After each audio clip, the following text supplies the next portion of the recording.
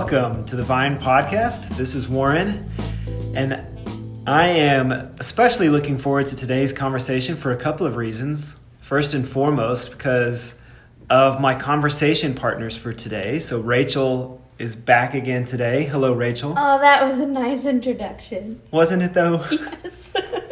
So Rachel is here, and making his return to the podcast is Terry, one of our elders here at the Vine. Welcome back, Terry. Well, thank you, Warren. Hello, Rachel. Hello. We are recording in person today. We've been on Zoom for most of our conversations, but it's in person, and so it's a little different looking at your faces and not your Zoom boxes. Mm-hmm. So we'll see how that goes for today. And I feel a little rusty anyways, because it's been a few weeks since I've done a podcast, I guess. And so Rachel has stepped up and done a couple of, I guess, our last couple of episodes, and did a great job hosting those conversations.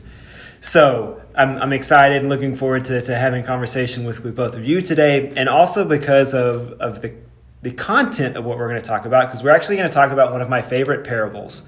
And so this is going to be in conjunction with the sermon series that we've been doing, looking at some of the stories of Jesus. So today we're going to be in Luke 16, in the parable of the Shrewd Manager. And it is one of my favorite parables, pretty much because I don't really always know what to do with it. So it's not one of my favorites because it's like I like this point that it's driving towards, or any kind of agenda, like this furthers what I think needs to be important, or any of that type of stuff that we might normally like stories for. But I enjoy it because it encourages curiosity, which is kind of where I began this series with. I think it encourages us to ask questions, to think about it for extended periods of time, to talk about it together. And so Terry and I actually started talking about this parable, just a conversation we were having, and we said, well, what if we did it in a podcast? So, because I wasn't going to include it in a sermon series, because I actually preached on this parable in a series that we did on money probably a couple of years ago at this point. But I do think it's a good one to talk about and to discuss together. And so that's what we're going to do today. We're going to talk about Luke 16, and I think this comes at a good time, because if you're listening to this the week it comes out, we just talked about Luke 15 on Sunday, and this parable comes right after it. There's not really even a transition. The only transition between the three lost stories in Luke 15 and this story is just this little phrase there, Jesus told his disciples. That's it. That's the only sort of extra commentary that Luke gives us between the three parables in Luke 15 and this parable in Luke 16. So it's very much on the heels of what we have just been talking about on Sundays, at least as it relates to Luke's narrative. And the other thing that I personally really like about this parable is that I don't think there's a character for us to like emulate in this story. I don't think Jesus is calling us to necessarily directly sort of be like anyone in this parable, at least in terms of kind of overall behavior. And we'll get into some more of that as we go through this story. But where I think that's helpful, again, kind of going back to where I began this series, is that sometimes I think we view these parables as kind of, so what moral imperative is this calling me to? And there are all kinds of morality issues with the people that we find in this parable. And so it does cause us to dig a little deeper about what is Jesus getting at here? What does he have to say about the kingdom and about how we go about living kingdom lives? And so I'll stop there as far as setup goes, and we're just going to get into this story. Rachel's going to read this story for us, and then we're going to kick it around a little bit and see what we see Jesus talking about here and what we might learn from it. So Rachel, why don't you get us going by reading this for us. If you're following along with us, this is in Luke 16, verses 1 through 15. He also said to the disciples, "There was a rich man who had a manager, and charges were brought to him that this man was wasting his possessions. And he called him and said to him, 'What is this that I hear about you? Turn in the account of your management, for you can no longer be manager.' And the manager said to himself, 'What shall I do, since my master is taking the management away from me? I'm not strong enough to dig, and I am ashamed to beg. I have decided what to do, so that when I am removed from management, people may receive me into their houses.' So, summoning his master's debtors one by one, he said to the first, 'How much do you owe my master?' He said, 100 measures of oil.' He said to him, "Take your bill and sit down quickly and write 50. Then he said to another, "How much do you owe?" He said, 100 measures of wheat. He said to him, "Take your bill and write 80. The master commended the dishonest manager for his shrewdness. For the sons of this world are more shrewd in dealing with their own generation than the sons of light. And I tell you, make friends for yourselves by means of unrighteous wealth, so that when it fails, they may receive you into the eternal dwellings. One who is faithful in a very little is also faithful in much. And one who is dishonest in a very little is also dishonest in much. If then you have not been faithful in the unrighteous wealth, who will entrust to you the true riches? And if you have not been faithful in that which is another's, who will give you that which is your own? No servant can serve 2 masters, for either he will hate the one and love the other, or he will be devoted to the one and despise the other. You cannot serve God and money." The Pharisees, who were lovers of money, heard all these things, and they ridiculed him. And he said to them, "You are those who justify yourselves before men, but God knows your hearts. For what is exalted among men is an abomination in the sight of God." All right. So, what do we do with this one? I'll throw it open to either of y'all if y'all have thoughts first, but I'll quickly say, well, so Rachel, what version were you reading from there? That was the ESV. ESV, okay. That was one of the things that I thought about beforehand. I did read it from a couple of different versions because I think it's helpful to read it from different versions. I didn't read it from that one, and something else even stood out to me as you were going through it in that. So sometimes even just reading it in different versions is helpful. So who wants to kick us off? What do you see in this story? Where do we begin with conversation? I'll only throw out that I agree this is a difficult one, and I grew up singing a song called "God is Calling the Prodigal." I've never sung a song about this parable here, so I would love to know that. If you were to, that would be a good project. If we were to write a hymn about this parable, what would you write? That would be a good. Cannot serve God and money. That would be a good project. Yeah.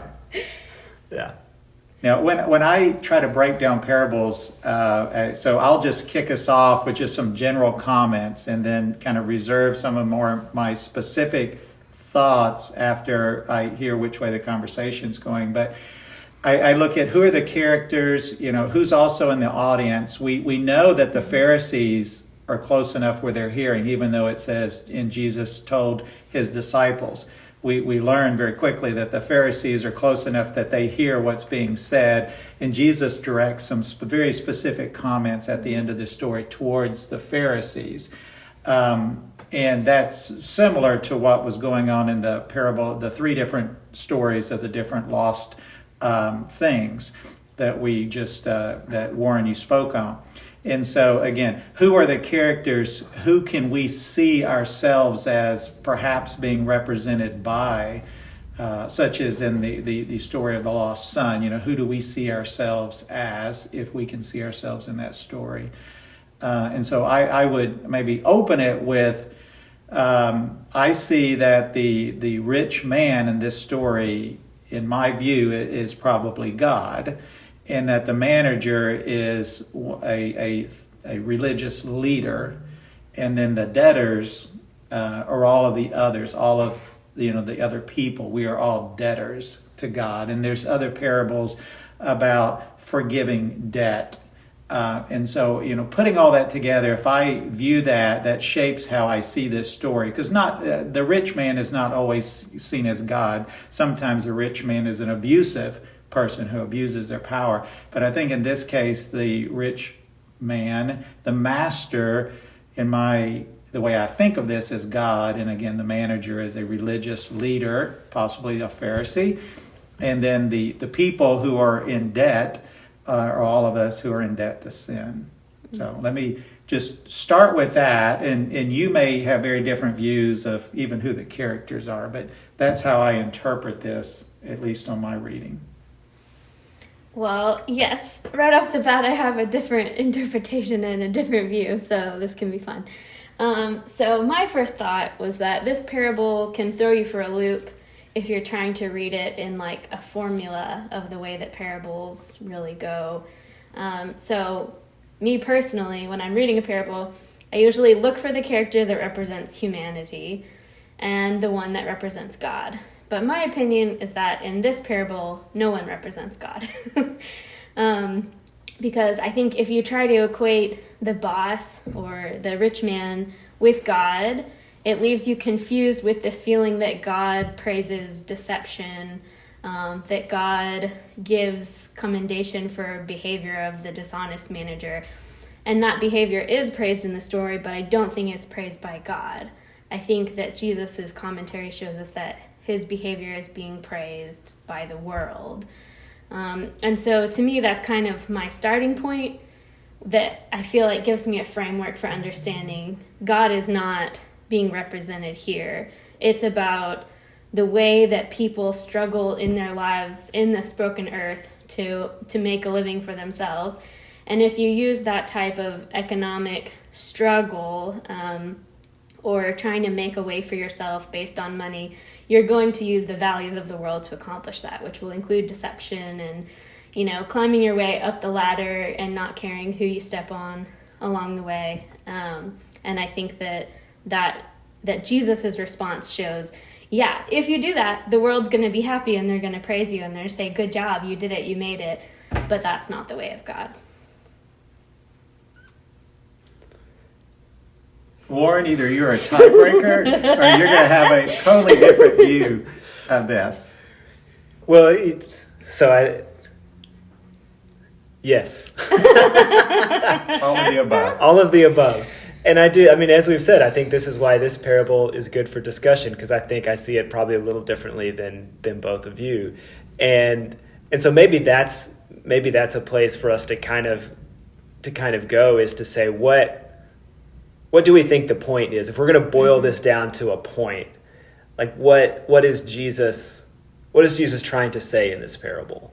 Or what do we hear him saying in this parable?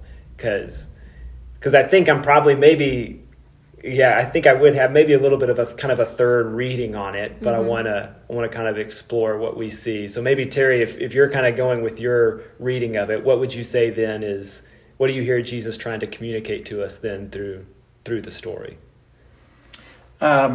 And again, I think in the parables there's so much room for interpretation, and that's one of the beauties, because Jesus says, right, whatever your ears are, which may actually, we think it is, do you understand or don't understand, but it may be based on where you are in your life setting as to how you read certain things. Again, you spoke of what traditionally has been called the prodigal son on Sunday. And, at different stages in our life, we may view that. I think some actually see themselves very much as the prodigal in that story, because they had wandered from God. And then others, I think those of us who have, quote, been in the church our whole lives, are more likely to see ourselves as the older brother and trying not to have that as our attitude. Whereas in this story, again, I totally agree that there are aspects of this master that don't necessarily fit God's personality, but I think that totally is okay.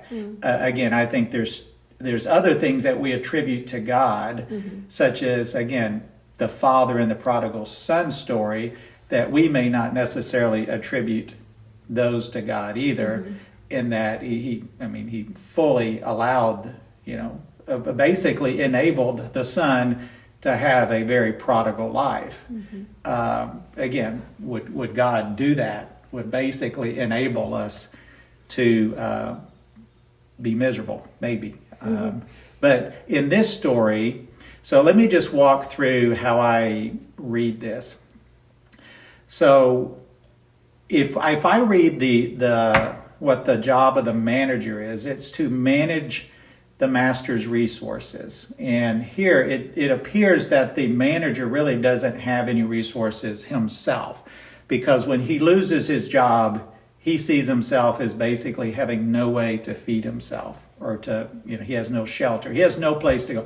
Everything that he has belongs to the master. And again, I see that very much as the way we are to view the blessings we have in this life, is everything that we possess really is not ours, it's God's. And it's only on loan. You know, we use that concept of stewardship. So this is essentially the steward manager. And at his disposal were the master's resources. And part of that was to collect on debt in this story. And, you know, basically the master says, turn in all your books and, you know, I'm going to see exactly how bad you've been cheating me. So basically turn in all the records, essentially kind of a mini judgment, if you will, a day of accountability. And it dawns on him, I've got to do something with the master's resources that will benefit me in the long term. So what can I do? And so again, he basically grants leniency, or we might say mercy, or even grace to those in debt. And, you know, if this is essentially debt that was going to be difficult, we would call it bad debt if you're a business owner now. He essentially has become a debt collection and was able to actually get something. And not only is he shrewd enough to be able to get something, which will also benefit him later when he loses his job, he apparently, again, maybe I'm reading too much in this story, he doesn't like say everyone gets 50% off. He gives a different deal to the two different people that are indebted based on what he thinks they can actually pay and what they're willing to actually do. You know, what would actually it take for them to settle their debt with the master? And again, I don't think the master is looking at this saying, oh, I'm praising you for your character because he's firing him. You know, this guy's fired. He's still out on the street. But I think the bottom line to me is the way the parable speaks to me is Jesus is essentially saying, when it comes to things, using resources that benefit ourselves, we tend to be way more highly motivated to use those in a way that benefit ourselves than that benefit the master, that benefit the kingdom. And if we were even the least bit as shrewd in the way that we think about how can I use God's possessions in a way that benefit the kingdom, and that be my motivation, that be my urgency, that be what gets me out of bed each morning, then I think what the message is saying is the kingdom would be furthered if we were that resourceful with the blessings that God has given us. And then you see at the end where he is essentially pointing the finger at the Pharisees who's sneering at Jesus, and essentially saying, you're highly motivated to do whatever it takes to grant, you know, to basically enable yourselves to enjoy the riches of this life. But you're not willing to do anything to basically extend the kingdom, to extend mercy to those in debt because of sin. And I think an example of where they would like justify themselves is when Jesus used the example of people who should be using some of their resources to support their own parents, but instead they say, well, any help I would have given my parents, I'm going to give to the church instead, which of course benefits the clergy, which benefits the Pharisees. And so the Pharisees are totally fine to bend the law because it benefits them financially and give the people a pass at doing really what God would ask them to do.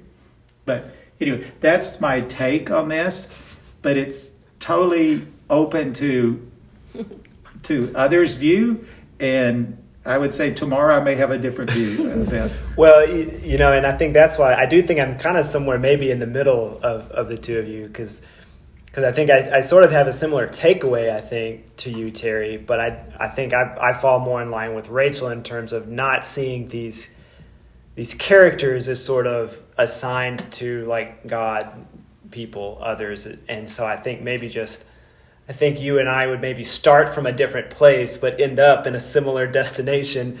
And I think it is I think part of why I have started being more open to sort of a curiosity focused reading of the parables is that it's so hard for us to put ourselves in the context in which Jesus is telling this parable. There may be cultural aspects that we just completely miss that in Jesus's day they would have just been second nature to them. And I think this is what we kind of tried to get at in the conversation that we had with Dale, Jason's uncle, a few weeks ago. This idea of when we go back and try to reestablish the cultural context in order to pull forward meaning, that's just not always possible, and sometimes it's not even best or necessary, perhaps. And so I think the parables are a great place to come and say, what does this have to say to us today as I read this? What do I feel like Jesus is communicating?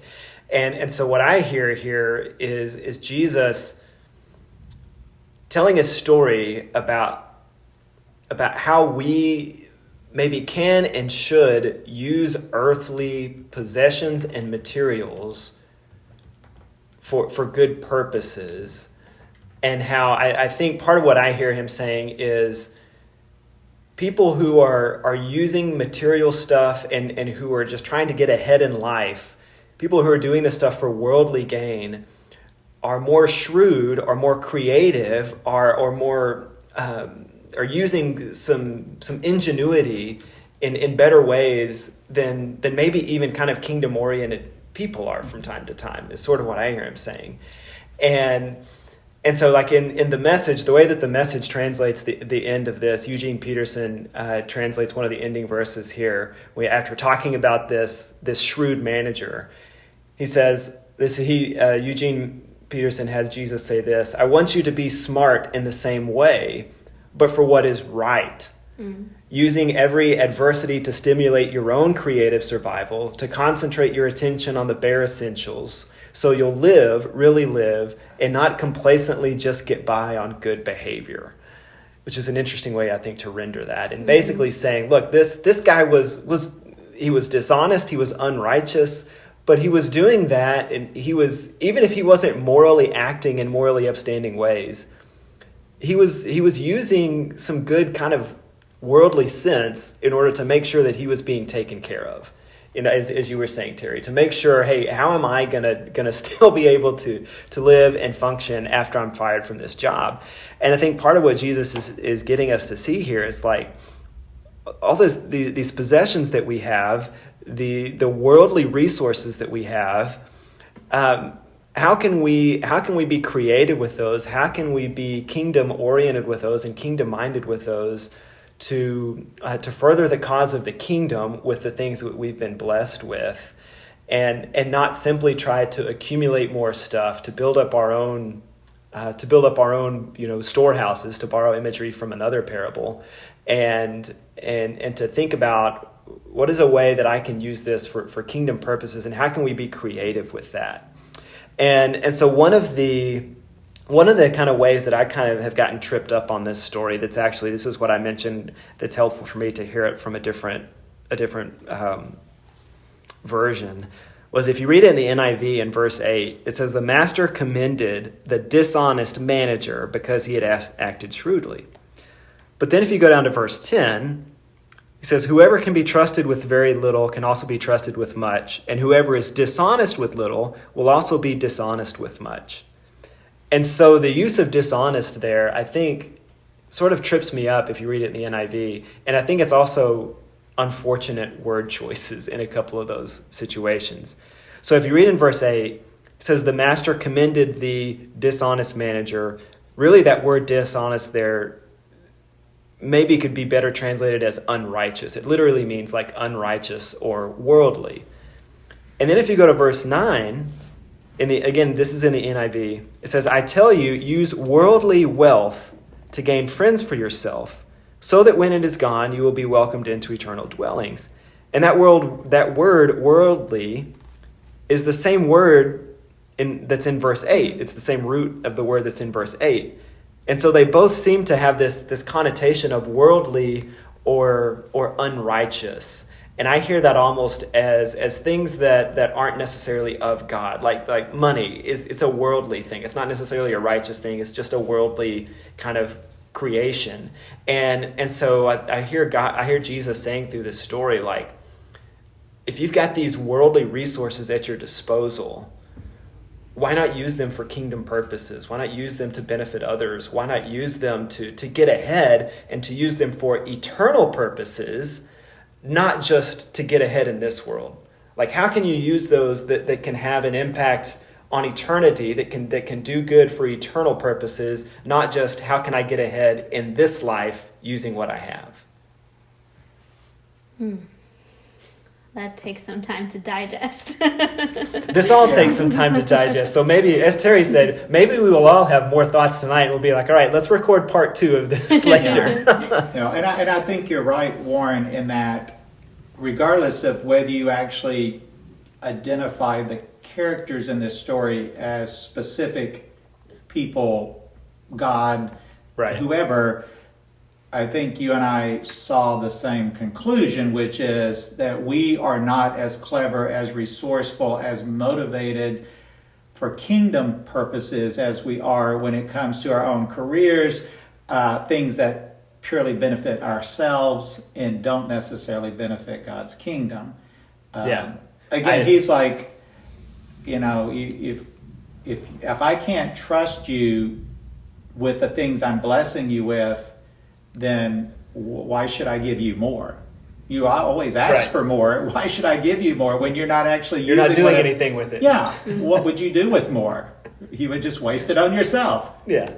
I read, it's an old book that's got some writings on many of the parables, and I can't remember who wrote it at this point, or I'd give him credit, but he talks about, in this book, this author talks about how you could have a business person who is just going to overcome any obstacle that comes up in order for them to get ahead. And he's like, rain or shine, they're going to be out there working to do what they need to do to further their business, get ahead. And then he specifically talks about weather in both of these cases, because then he says, then on the other hand, like, weather is the great enemy of church attendance is kind of what he goes to next. And he's like, rain will take down any church service. But a businessman who's out there looking out for himself is going to overcome any obstacles. And so his point is that, like, Jesus is asking us to take these principles that a shrewd worldly businessman or businesswoman would apply to their own ventures, and say, what if you approached kingdom living with the same tenacity, with the same creativity, and just said, any obstacle that comes up, we're gonna plow through it, and we're gonna find a way to get over this. And I think where the ending of this story then connects to that is that, he says you cannot serve both God and money. And that so if money is my God, if it's all about accumulating stuff and doing what's best for me, I'm going to miss a lot of those opportunities. But if I have an eternal perspective, then that does encourage us to hopefully do some of those other things and be creative, and some of those things we've already been talking about. Yeah. So Rachel, what do you think on all that? Well, your question about what do you think the key point from Jesus is, I think that comes at the end of verse 14, when he says what people value highly is detestable in God's sight. Or the ESV says, where is it? What is exalted among men is an abomination in the sight of God. So I'm trying to process what you're saying with what I feel like Jesus sums it up as, because I think that Jesus is looking toward the Pharisees and saying, you are the ones who are justifying yourselves. You're the ones who are saying, whatever we have to do to benefit ourselves, we're going to do it. However we have to twist things or, write the receipts a little bit differently, that's what we're going to do to benefit ourselves. And they justify themselves. They justify their actions in the sight of others. And other people are like, oh yeah, that's good. You guys are great. Like, y'all are the righteous ones. Y'all are upright. So for me, I'm seeing this as Jesus trying to covertly point out pride, and then also to flip perspective. So the people who think that they are the righteous ones and who everybody else thinks are the righteous ones, he specifically calls out and says, I think he is telling them, you guys are the dishonest manager. And I don't think he's commending them for it. I think he's actually calling them out. And so I think that Jesus is calling them to a flipping of priorities and showing the disciples, like, you guys are going to be different. Y'all are not going to be the type of religious leaders that the Pharisees have been. Y'all are going to walk a different path and set a different example for the people of Jesus.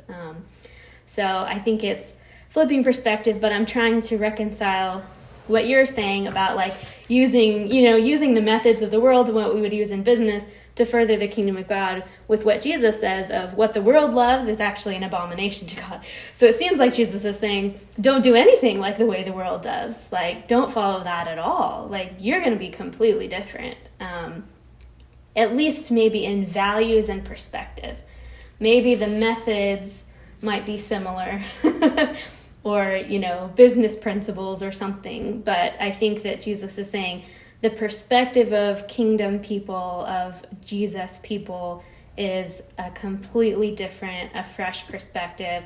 And maybe we use money, but it's not about money. And I think he's saying for pretty much everybody up to this point, it's been about money. And for you guys, it's going to be about relationship, and money might play a part or might be utilized as a tool to show people about relationship. Yeah, I think I don't disagree with anything you just said. I think I just take it a little further. Like, again, you see the Pharisees as being the shrewd manager here.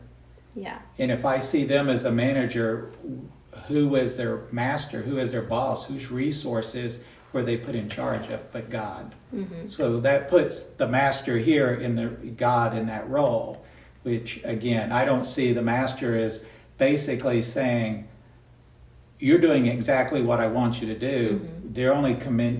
He's not commending the dishonesty or the fact that he's not trustworthy. He's saying, you're bright, you're clever. If only you had done that to serve me and not serve yourself, it would have benefited me. Because I look at verse 9 and Jesus is saying, I tell you, use worldly wealth to gain friends for yourselves, so that when it is gone, you will be welcomed into eternal dwellings. So again, that's why I think I fall back on what is it that's being commended here. It's the cleverness, it's the shrewdness, it's using everything that you have at your disposal for something. Now, you can be motivated because of money, or you can be motivated to serve your master.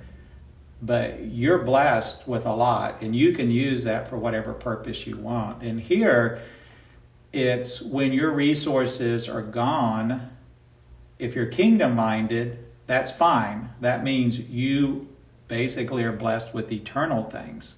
The dwelling that you get to enter when your resources are, when you're no longer in charge of what God has given you, essentially you've entered the heavenly kingdom, as opposed to the alternate, which is when you've squandered everything, your only hope is that somebody is going to have a relationship with you and is going to invite you in their home.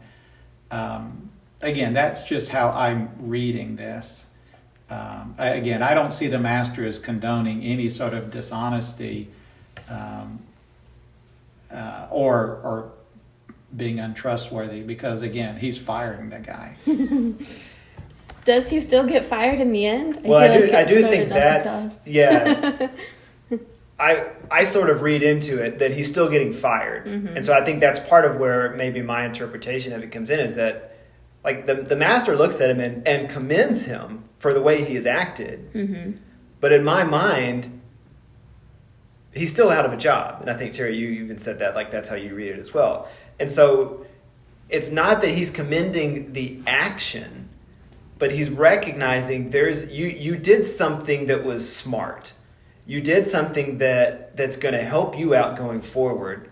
And it's not praiseworthy to the extent of, hey, you've redeemed yourself, you're going to keep your job. But he at least recognizes there's some good sense that you've used here in order to look out for yourself going forward. And he's commending that, I feel like. And so that's why I think to me it goes back to this question of, who are you serving? Are you serving God or money? Because that's what Jesus comes to at the end. That's kind of how I am personally viewing this parable. It's like, who are you serving? And so I hear Jesus saying, if you're serving God, if God is your master and is truly who you are serving, how can you use the things of this world towards that end in ways that have the same sense, the same creativity, the same long-term goal? All these things that we could say about this guy. If I'm serving God, how can I do those same things that would be commendable, but do them in a righteous way and with righteous intent and with righteous motive? Because, you can get twisted around just with verse 9, where he says, use worldly wealth to gain friends for yourself, so that when it is gone, you will be welcomed into eternal dwellings. Like, if you just take that verse, like, where else in Scripture do we have anything about gaining friends for myself as a ticket to eternal dwellings, right? Like, just that phrase, that sentence, you could spend a long time just on what does verse 9 mean. And so that's why, especially with this story, I think for me, I take it much more kind of big picture instead of like this represents these people, this image represents this thing, and it's more kind of about the totality. And I almost picture Jesus kind of thinking about what point do I want to communicate and how do I create a narrative around that? And so he creates that. And to me, it's also relevant that he's saying this to the disciples, but the Pharisees are like listening in. So almost to me as if any kind of side benefit of any critique that it has to the Pharisees is like secondary to the main point that he's trying to communicate to the disciples for the way that I read it. But again, it's the beauty of this parable. So we can kick around all these thoughts, and maybe one of us is right, or maybe none of us are wrong, and who knows? And I don't think we're that far apart. And I think most of us, I think all of us, it's very clear that that you're either going to have God as the one that you hold up as your motivation, as who you're trying to serve, or it's going to be the things of this flesh, the money specifically in this case. And if money is your motivator, if money is your purpose for living, then Jesus is condemning that God should be our purpose. God should be our motivator. I think one of the things that made it difficult when I first heard this parable is I always saw the manager as essentially cheating the master when he was essentially reconciling the debt. I viewed this as basically the master would not have done that, and the manager was essentially saying, hey, I'm going to give you a deal that my master won't give you. And so if you don't do this very quickly, you're out of luck, because when I'm out of here, you're going to owe the whole thing. And again, me reading this into it, I think this is debt that's been on the books a long time, and he's done nothing about trying to collect it, and now he's highly motivated to collect this debt. And again, everybody wins. That the manager now is in a relationship where he feels like this guy owes me. The guy who had debt was granted leniency, and the master had the debt canceled to some extent where, again, most business people are like, I would have written that off, but hey, you got something for me. So thank you for that. And I think we would have probably seen the manager in a very different light had the master said, do whatever it takes to collect some of this debt and build relationships with these people. This is doing me no good to have these people that are indebted and have no way to pay off the debt. And I see a parallel with the parable of the talents, where they basically, all three people that come before the master say, you're a tough person because, you expect a lot from us, and you expect us to actually use this resource that you've left us with. And one person was essentially unsure of themselves that they just buried it and said, well, I don't want to lose it, so I'll just give it back to you. But they didn't accomplish anything with it. And again, I think that one's a little easier in the sense it's like, no, we're expected to do something with the resources that we're given that benefit God. and not supposed to, quote, bury those gifts, those blessings. Well, and I think, another unknown part of the story is we don't know how the manager went about wasting his possessions. Was he just lazy and didn't go about collecting any of these debts that he was supposed to be collecting? Or was he taking some of the money and using it himself? Or both. Or both. And I think, you could read this, I think, in a way that's like, at the beginning of the story, he's wasting, he is using improperly the master's possessions, and now he's doing something that is actually not geared towards himself gaining more money. And so maybe that could be even a flip in what this guy's doing, and could lead you down more kind of thoughts and interpretations. But I think that's another thing to remember about parables is, again, they're stories that Jesus tells, not relaying like real life occurrences, right? They're stories that he is crafting for a point. And so sometimes I think that the pieces that he includes and that he doesn't include are very purposeful, I think. And that, I don't know what all the ramifications of that would be, but I just think it's helpful for me to remember, like, this is a story that Jesus is telling. Not relaying something about a guy that he knows, but a story that he's crafting to communicate a point. And so I want to come back to something you had said, Rachel, because I don't want to move off kind of your interpretation too quickly. I know we kind of started heading back in the other direction again, but to just kind of make sure that I heard you correctly, in your mind, you're saying the shrewd managers is the Pharisees, and this is Jesus kind of critiquing them and telling the disciples, don't act like this, right? Don't act like this manager is kind of what your take on it is. And so I'm curious to hear that. So what do you think, if that's the don't for the disciples, what's the do? Yeah. What is Jesus saying? All right, here's how you are going to be different. Serve God, because the main point is you can't serve God and money, and what is praised and loved by the world is detestable to God. So basically, get your priorities right, and follow me and obey my commandments. Like, I think it fits in with everything else that he's been telling them. So it's basically, don't be like the world. So part of that comes from mammon, when he says you cannot serve both God and money. That's the word mammon, which isn't just money. It's the world, like the way of the world, wealth, greed, like promoting yourself before God. So it's basically idolatry. And so I think the point from Jesus is have your priorities in order. The big picture is to make sure that God is your God, like that you're really serving God. You're not just doing religious things or rituals, but that your heart is motivated by a love for God and not a love for the world. Because he also tells the Pharisees, God knows your hearts. You are the ones who justify yourselves, but God knows your hearts. So it reminds me also of the Sermon on the Mount when he tells them, don't be like the Pharisees or the hypocrites who pray in street corners in order to be seen by others, but go into your room and shut the door and pray like this. Pray in secret and your Father will reward you in secret. So the Pharisees are outwardly justifying themselves, doing something to receive the outward praise from people.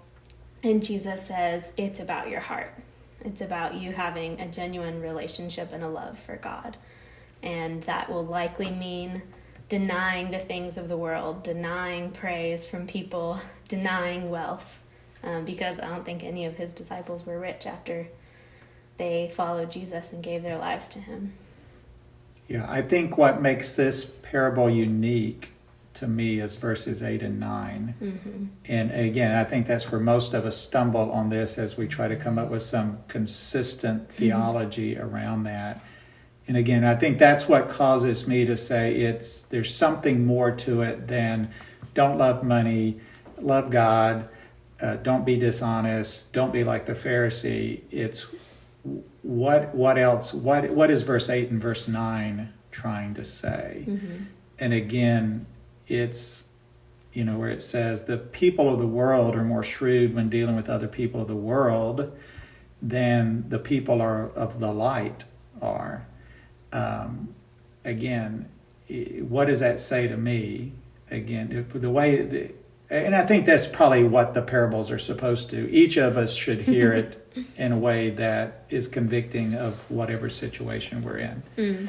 And for me, the conviction is, what are my motivations? How am I using the things I've been blessed with? And am I just justifying, oh yeah, I give some to the church, but that's just so I can be justified. Whereas really, most of it I just use on myself. Well, I think one of the interesting things that this conversation has shown is that I do think we have kind of a similar takeaway in kind of like, don't serve worldly things. You said it well a minute ago, Rachel, so I won't try to recap it, but I think what you said, I think we would all be in agreement on. But we arrived there from many kind of very different angles, and I think that's good. I think that's interesting, and I think, Rachel, your kind of way of reading it, I think does help to highlight what he says in 15. And I've never really read what he says in 15, because what I hear you saying is when he says, you are the ones who justify yourselves in the eyes of others, it sounds like what you're saying, you hear him saying there is, you are the shrewd manager, right? You're the one who's doing these things just so you can look good in the eyes of others. But really, there's no eternal significance to it.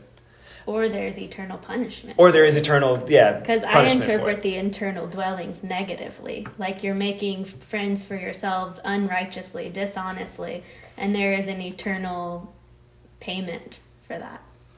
Okay, so that's where I was going to ask you next. How do you read verse 9? So you read verse 9 almost as a warning then.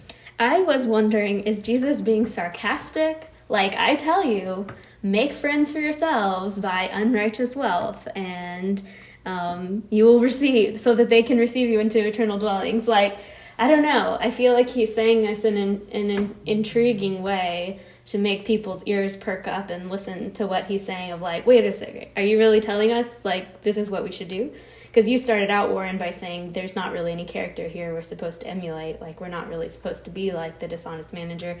But then it sounds like Jesus is saying, yeah, go ahead and do that. Like, do what they're doing. Yeah. So I'm still struggling. Yeah, I'm still struggling on that verse and what is Jesus actually telling them to do.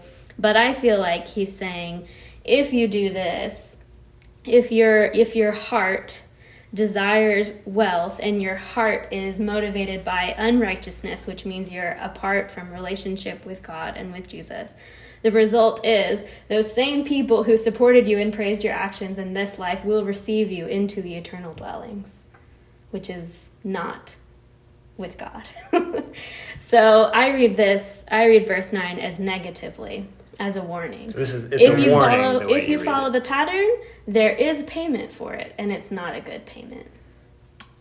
Yeah, see, I do view that differently. I view 9 as a blessing. That in the same way the shrewd manager knew that if he established these relationships built upon essentially granting mercy to these people, then it would benefit in this life by having basically food and shelter. And I see Jesus saying, if you will use the possessions you're given in this world to gain friends for yourselves and use that relationship for the kingdom, then again, when you die, you will be welcomed into heaven. I've never seen the term welcome to refer to hell. Hell welcomes those that get here. No, it's you're banished to hell. But again, I mentioned this to Warren at lunch today, and I think it's so apropos for this. This is a real life counterfact to the bumper sticker. God said it, I believe it. That settles it. Of what I was telling Warren is what I've seen the expanded bumper sticker, which is God said it, it was translated, I interpreted it, and that really didn't settle it. Yeah. And I've never considered verse 9 that way. And I think the way that you're saying it, Rachel, really makes it seem that, like, however you read verse 9 is going to shape how you read everything around it. Yeah. Right. And I do personally, I hear verse 9 as sort of basically like value relationships over money.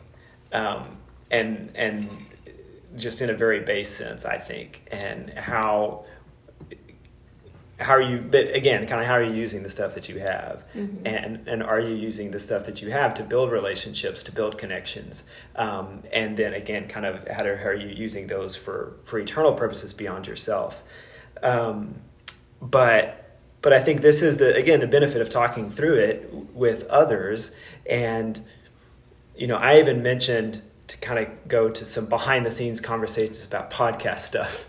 I told Jason one time, I was like, I want us to find a conversation we can talk about where we would disagree about it. And that the point wouldn't be, like the point of today isn't going to be, all right, we're going to decide on our interpretation. What is our interpretation between the three of us? That's not the point. That there can be disagreements. There can be things that we can say, yeah, we don't see eye to eye on this, but that we can learn from each other. We've talked about that in several different places. We can learn from each other. We can gain something from another person's interpretation, even if my overall interpretation doesn't change, because I do think it helps to bring stuff out. It helps us to ask questions. It helps us to be curious. Like I said, it helps me to view some of these verses in new ways and new lights, even if my overall sort of take on them doesn't end up being any different. Yeah, that's good. Yeah. Can I ask a closing question, maybe? Go for it. So you started with, this is one of your favorite parables. Why? I think because of all of this. Yeah. That I think when we, so to use the parables we talked about on Sunday, if the three of us read those three lost parables, I think we may all bring out something different from them. I think we may all describe what it's calling us to in a little different way, but I don't think there would be like sweeping differences. Maybe there would be, but I feel like the parables that we tend to focus on are the ones where there's like a clear, here's what Jesus is calling us to in this parable. Yeah. Build your house on the rock, not sand. This is what it means. Again, we may have different directions that would take us, but it's like, this is what it is. And so I think that's why this is one of my favorites, is because there is no clear, I don't feel like, takeaway story. I don't feel like there's an obvious interpretation and call to action.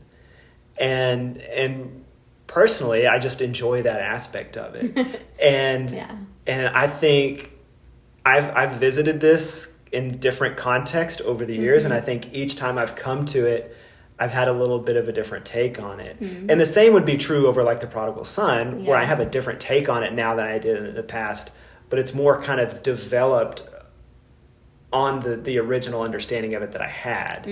It's kind of understanding more nuance and layers to it. Whereas this one, I feel like you can come back to it, every couple of years or something and be like, oh, I read that completely differently now.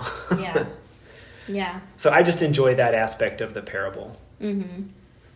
Yeah. This is a missed opportunity where the disciples should have just asked Jesus, what does that mean? And then we would know for sure. And I think when I get home today, I think one of the things I want to do is to pull out various translations on the computer and just see what various translations say, and especially new language type things like the Message or the Voice or things like that, to see what other people think is the main point here. Because even just listening to our conversation, I read things very differently, or at least I understand, okay, oh yeah, I could see that point clearly. And again, I think that's the beauty of these. I think we do grasp the overall message because it's very consistent with the theme of Jesus's teaching anyway. But is there anything else there that may be a harder teaching for me to grasp? And I don't know. I still struggle with what is that. What are the other nuanced parts of this? Again, I think like the lost son, the prodigal son, if you miss the point about the older brother, then I think you're missing a key element, especially for those of us who have been part of the church our whole lives. But I can still get something out of it about God's grace and mercy, even if I totally miss that part. Right. Yeah. And so I think I would, that's, when I say favorite, I guess I mean, it's certainly not the one that I turn to for, like, if I need to be encouraged or uplifted, I'm going to go read the Shrewd Manager. Yeah. So it's not like the most meaningful to me or the most encouraging, but one of my favorites to just explore and talk about. Right.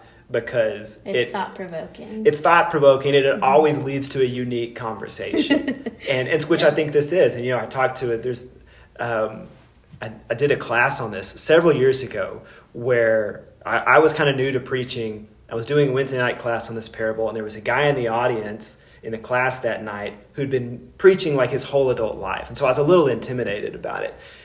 And so we start talking, we get into the conversation, and this guy he was just this incredibly, like, sweet and nice and gracious guy.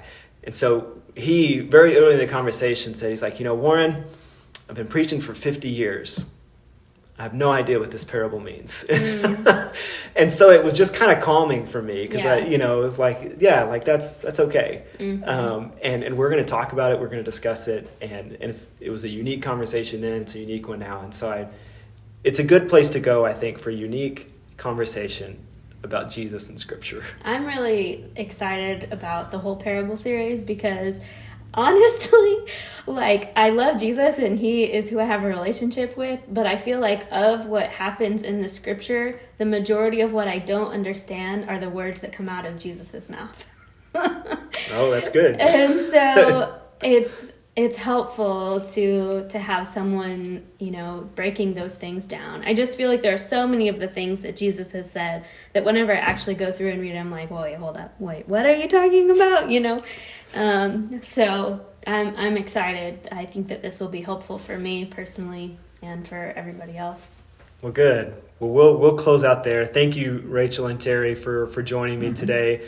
I'm appreciative that each of you are willing to throw out your own thoughts, and that we are each comfortable enough with each other and with our takes to say, yeah, this may not be what everyone takes from it, but here's my thoughts. So thank you both for that.